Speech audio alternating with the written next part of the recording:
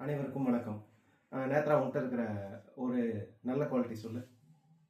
எனக்கு எதுவும் ஞாபகம் வரல. சரி, இப்போ உன்கிட்ட நீ குறையா உன்னை மனசில் நினச்சிட்டு இருப்பல்ல, அது ஏதாவது ஞாபகம் வந்தால் சொல்லு. நான் ரெஸ்பான்சிபிலிட்டிஸ் எடுத்துக்க மாட்டேன், டிசிஷன் மேக் பண்ண மாட்டேன். ஸோ நிறைய இந்த மாதிரி ஞாபகத்துக்கு வந்துகிட்டே இருக்கா.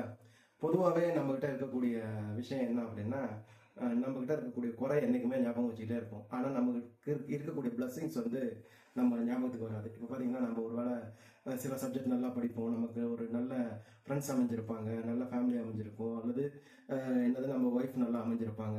இந்த மாதிரி ஏகப்பட்ட பிளஸ்ஸிங்ஸ் இருக்கும். ஆனால் அந்த பிளஸ்ஸிங்ஸை நம்ம எப்பயுமே மனசுக்கு கொண்டு வர மாட்டோம். நாம் நம்மளை பற்றி நினைக்கும் பொழுது நம்மளுடைய குறைகள் மட்டுமே பட்டியலிடக்கும்.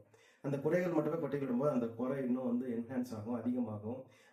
அதை நோக்கி நம்ம அதை சரி பண்ணுறோம்னு நினச்சிக்கிட்டு இன்னும் கொஞ்சம் அந்த குறையை அதிகப்படுத்திடுவோம். ஸோ நாம் எப்பயுமே நம்மளுடைய பிளஸ்ஸிங்ஸ் என்னங்கிறத எழுதி வச்சோம்னா, மனசுக்குள்ளார கொண்டு வந்தோம்னா, அதை என்ஹான்ஸ் பண்ணோம்னா குறைகள் ஆட்டோமேட்டிக்காக மறையறதுக்கு வாய்ப்புகள் இருக்குது. நன்றி.